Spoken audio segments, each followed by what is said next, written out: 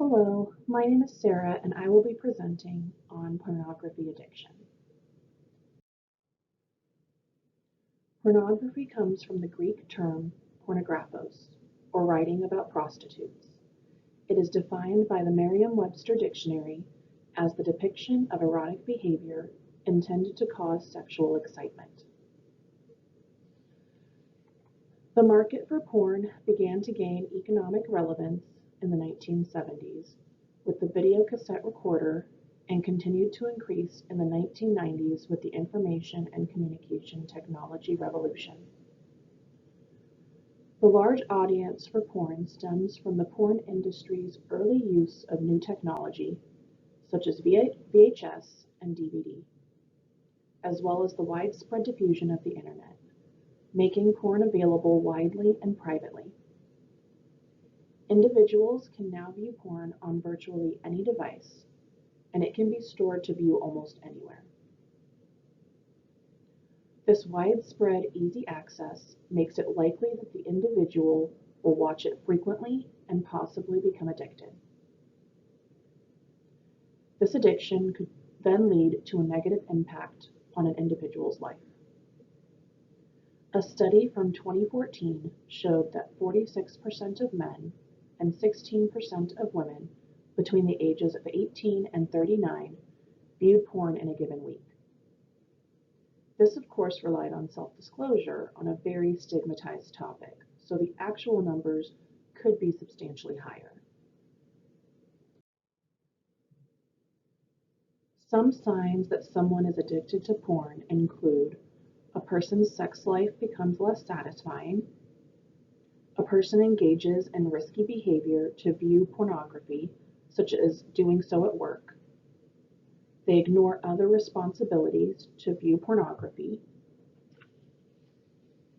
they view progressively more extreme pornography to get the same release that less extreme porn once offered. They feel frustrated or ashamed after viewing porn but continue to do so. They want to stop using pornography but feel unable to do so.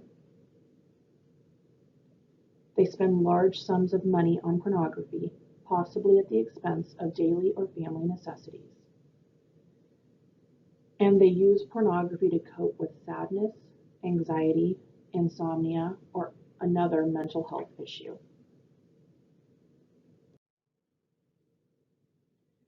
In the past, scientists believed that only illness or injury would cause the brain to change in adulthood.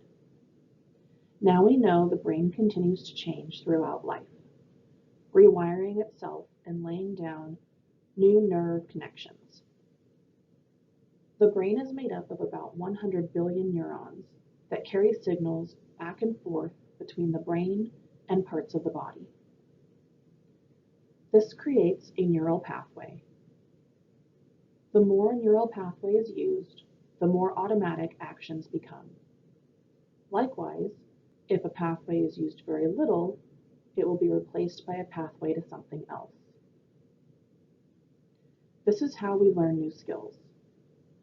Now for how this relates to porn. Research has shown that porn creates the perfect conditions and triggers the release of the right chemicals to make lasting changes to the brain. Like other addictive substances and behaviors, porn activates the part of the brain called the reward center, triggering the release of a cocktail of chemicals that give you a temporary buzz. The younger the user, the greater the neural response to porn, potentially for the long term. The good news is, neuroplasticity works both ways. If porn pathways aren't reinforced, they'll eventually disappear. So the same brain mechanisms that lay down pathways for porn can replace them with something else.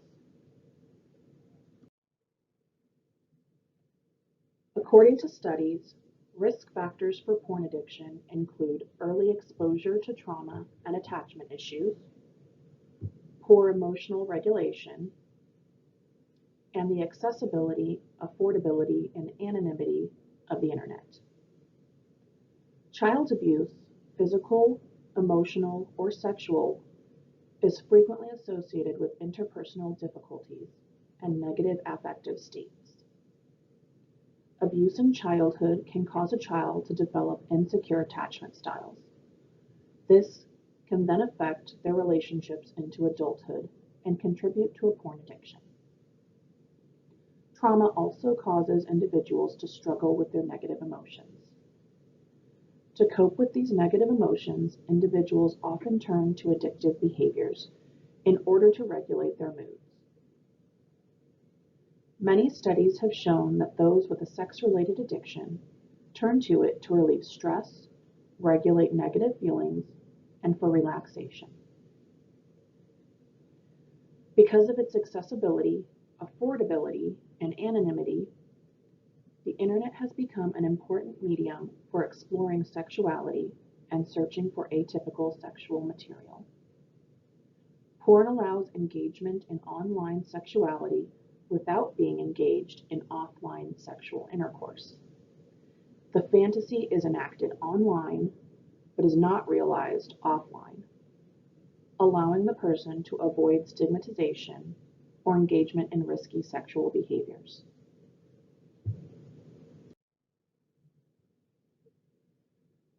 The first intervention I want to go over is cognitive behavioral therapy. This is the most common intervention for most addictions, including porn addiction. CBT helps with relapse prevention and self-monitoring, self-regulation skills. While avoidance is the ultimate goal, it is difficult with the accessibility of porn online. For this reason, CBT helps clients with stimulus control techniques to reduce exposure.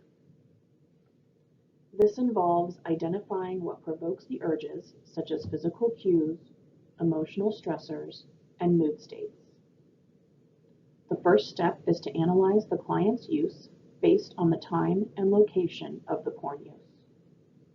The next step is to block access, such as moving the computer, using filtering software, or canceling online accounts.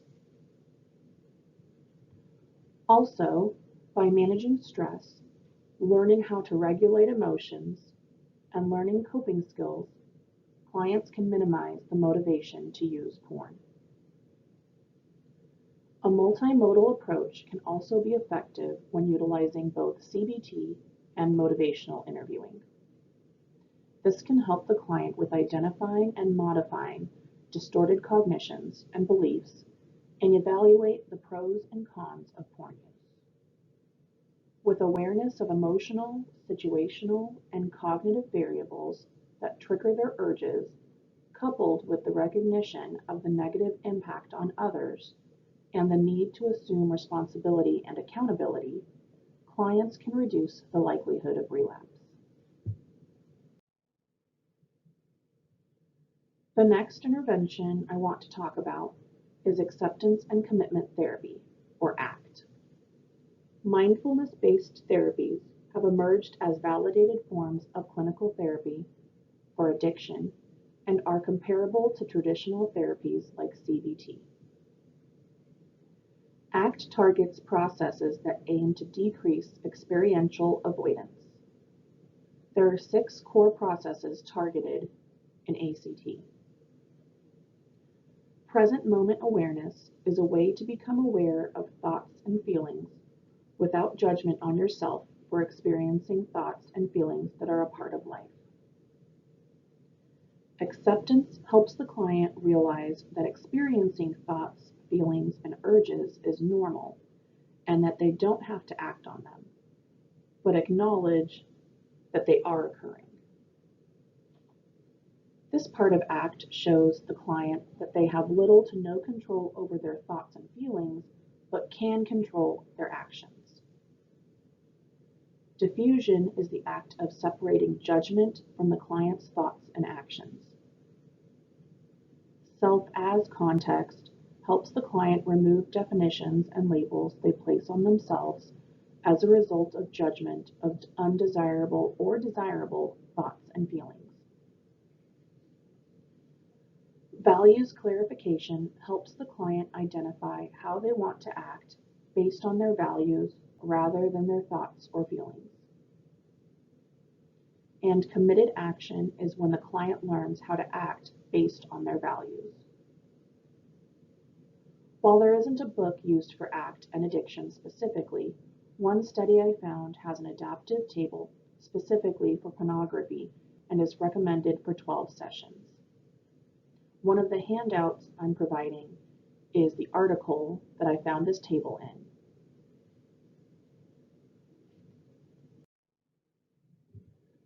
The last intervention I want to cover is for couples. It's called structural therapy. Structural therapy assesses families from an organizational standpoint. Instead of the focus being on changing the individual, it is on changing the family's organizational structure. Once the structure is changed, the family members can then find innovative ways to solve their own problems. Structural therapy realigns the couple against the pornography, like it is a third person trying to upset the balance in their relationship. The goal in structural therapy is to realign and restructure the couple to facilitate intimacy and closeness. Counselors accomplish this by spending the early sessions discussing the importance of trust in a relationship. Later, the counselor helps the client identify behaviors that break the trust, such as coming home late, being secretive, or lying. Then they discuss pornography as the vehicle that creates distrust in the relationship. Next, I want to discuss some implications and limitations of the studies on porn addiction. Research on pornography addiction didn't really start until the late 1990s. Since then, there have been many articles and books emphasizing the negative impacts of this type of addiction on an individual's mental and social well-being. Also, currently there is no DSM-5 diagnosis for pornography addiction, and the topic of it being an addiction at all is hotly debated. Researchers, medical professionals, and clinicians are split, as some do see enough evidence to consider it an addiction, while others adamantly refute it. Many even view pornography use as a risk factor for sex addiction rather than its own addiction. As far as treatment goes, traditional methods such as CBT focus on distraction and suppression, which are less useful. Instead, it may lead to an increase in private thoughts and urges for porn. As far as ACT goes, it has been shown to improve outcomes for unwanted addiction, including some research pertaining to porn addiction. However, some more research is needed to test the efficacy of a porn-specific ACT model. For structural therapy, more research is needed to verify the utility of this approach for porn addiction specifically. Finally, the studies that have been done are on very limited populations, such as males and religious groups, primarily the Church of Jesus Christ of Latter-day Saints. A broader spectrum of populations should be researched, such as women, LGBTQ community, ethnic minorities, and a wider range of religious preferences. In addition to the article on one of the interventions, I'm also providing a handout, which is a copy of the PAST, P-A-S-T, the Pornography Addiction Screening Tool. Hopefully this was helpful and gives you a starting point when helping a client with a pornography